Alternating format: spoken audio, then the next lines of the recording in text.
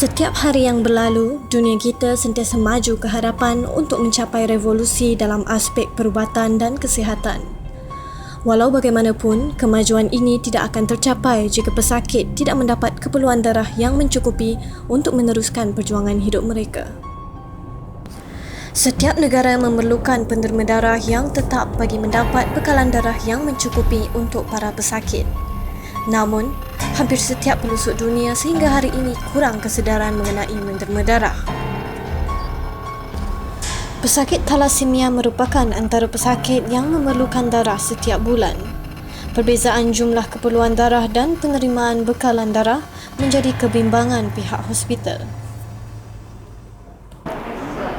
Saya masuk di hospital mau tambah darah tapi tidak darah. Saudara HB sudah low tapi sampai hospital tidak darah. Saya tunggu lama-lama HB semakin rendah.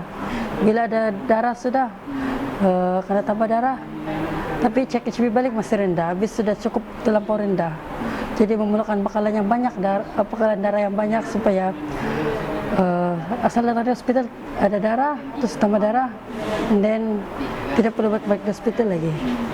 Memang satu masalah sekarang kurang kesedaran orang untuk menderma darah untuk sakit-sakit macam kami.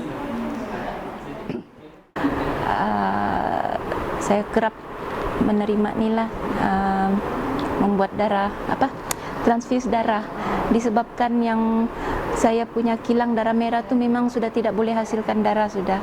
Ya. Ada beberapa kali yang macam hemoglobin saya sudah kurang, tapi blood bank tidak ada stok darah yang mencukupi, dan itu membuatkan saya terpaksa menunggulah sampai 2-3 hari ada. Thalassemia merujuk kepada sekumpulan penyakit yang melibatkan sel-sel darah merah dan dibawa secara genetik atau bersifat keturunan. Thalassemia diderita masyarakat di seluruh dunia. Negeri Sabah mencatatkan jumlah kes thalassemia tertinggi dengan 1,433 pesakit pada tahun 2012. Oleh sebab itu, masyarakat perlu ada kesedaran tentang kepentingan menderma darah bagi menyelamatkan nyawa orang lain.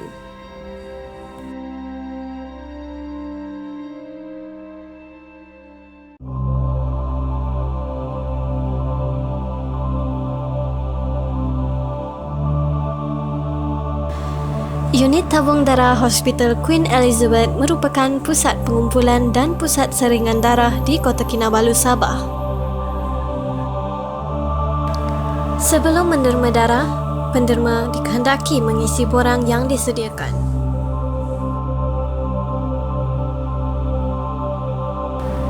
Setelah berat badan ditimbang, darah akan diuji untuk pemeriksaan hemoglobin dan jenis darah. Darah juga akan diuji untuk memastikan ianya selamat untuk diderma.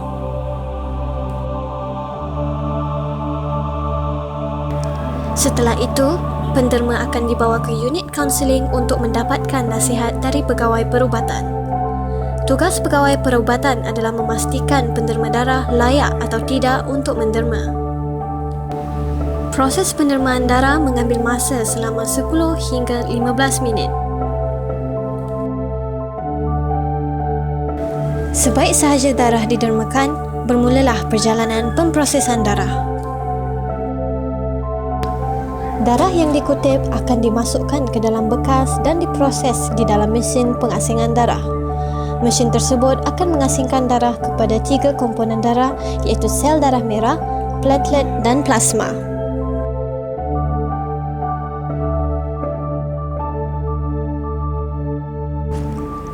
Selepas diproses, darah dan komponen darah disimpan sementara menunggu keputusan darah saringan. Sel darah merah akan disimpan ke dalam peti sejuk khas untuk simpanan darah. Manakala platelet akan dimasukkan ke dalam mesin platelet agitator.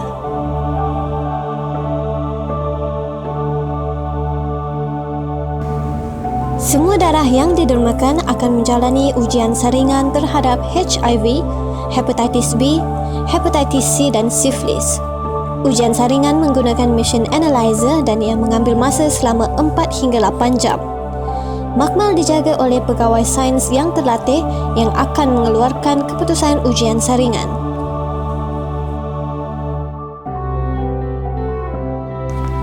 Keputusan ujian saringan akan diserahkan ke unit saringan untuk mengeluarkan darah dari kuarantin. Barkod saringan akan diimbas oleh pegawai dan diletakkan pada beg darah yang lulus saringan. Setelah itu, petugas unit tabung darah akan menerima borang permohonan transfusi darah dari wad atau unit rawatan harian. Petugas unit tabung darah akan memilih darah penderma dari peti sejuk darah. Darah dari penderma akan diserasikan dengan darah pesakit sebelum dibekalkan untuk ditransfusi. Akhir sekali, darah penderma akan disalurkan kepada para pesakit yang memerlukannya.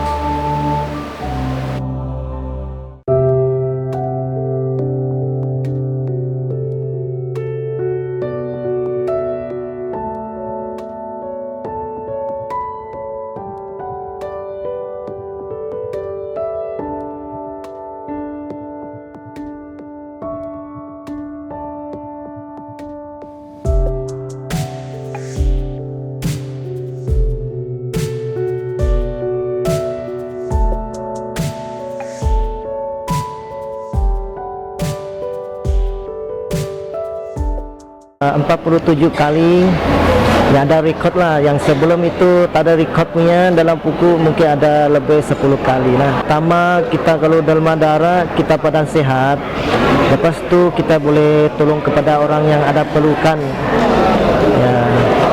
Mau tolong orang lah, sebab kadang-kadang kan diorang macam kalau diorang mau cari darah kan memang susah betul kalau betul-betul dia ada darah yang punya. So macam kalau saya boleh tolonglah.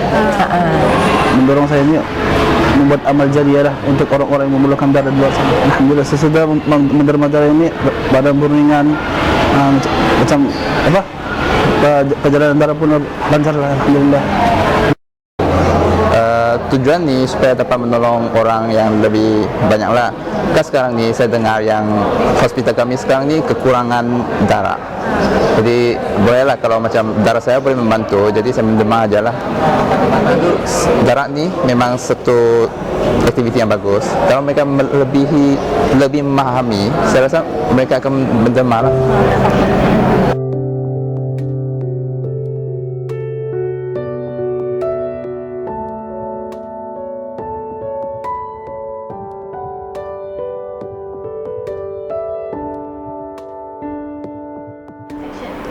Kepada semua penerima darah di luar sana, thank you for saving my life.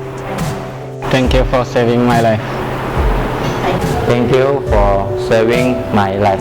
Thank you for saving my life. Thank you for saving my life. Thanks kau tagaya do menyelamat kono ginawok. Thank you for saving their life. Setiap saat pasti ada pesakit yang memerlukan darah. Tampillah dan makan darah Anda. Give life, give blood.